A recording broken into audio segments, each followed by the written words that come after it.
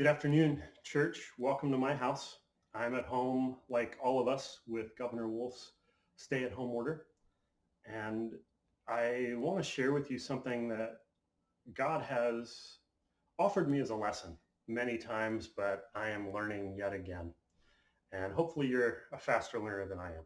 And I can share this with you and it will bless you, help you move forward with greater faith and greater focus on God's presence and provision in your life.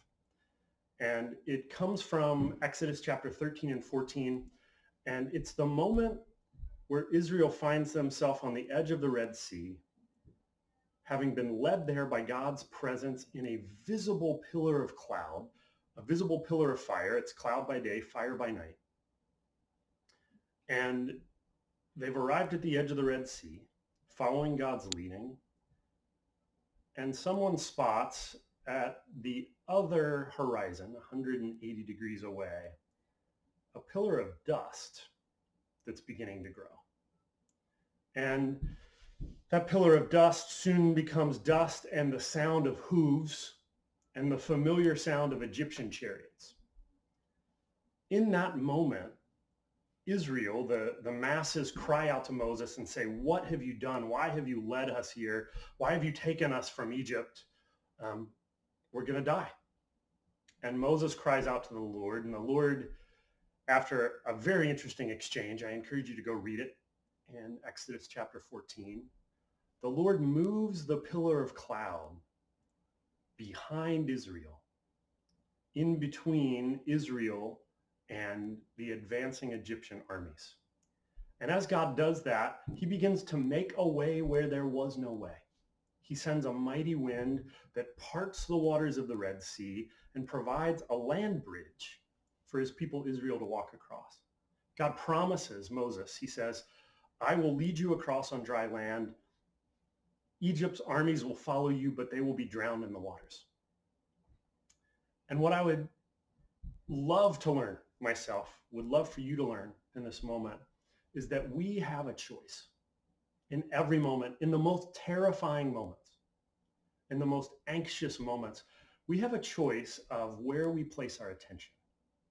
Now, Israel couldn't afford to just ignore the Egyptian armies. They couldn't afford to just pretend that they weren't there. That's not what I'm saying. But they did have a choice of attending to God's presence, focusing on what God is doing. And when Moses did that on their behalf, God provided. Moses, following God's direction, stretched out his arms over the Red Sea and the wind began to blow. The same happens many, many times in the life of God's people. Notably, when they go to enter the land of Israel, God reenacts 40 years later the parting of the Red Sea by stopping the flow of the Jordan River. But he doesn't stop the flow until the foot of the first Levite touches the River Jordan. And so there are really two things at work here that I'd like to emphasize and hopefully begin living from the center of my being. And the first is focus. What gets my attention? Where do I choose to look for help? Where do I choose to look for relief and release? What are the places? What are the things that I'm looking to? Is it streaming Netflix? Is it watching so much television that I'm numb? Is it getting caught up in the adrenaline and the anxiety of the 24/7 newscasts and our best experts guessing as to what will come next and how we can be best prepared for that? Or is it keeping my attention on God, remembering that God promises that he will never leave me or forsake me, that God promises that he will provide for all my needs?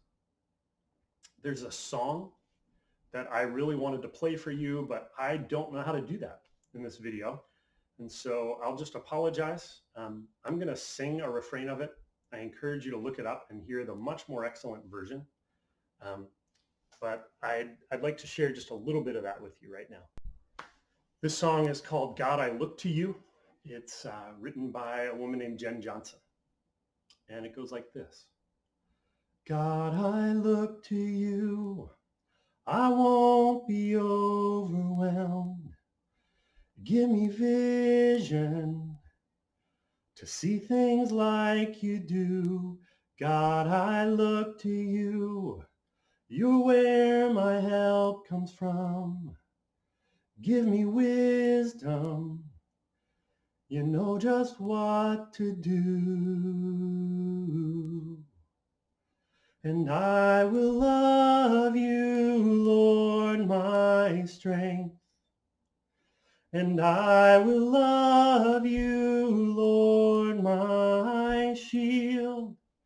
And I will love you, Lord, my rock. Forever all my days I will love you, God. It concludes with the refrain, Hallelujah, our God reigns. Hallelujah, our God reigns. Hallelujah, our God reigns. Forever, all my days. Hallelujah.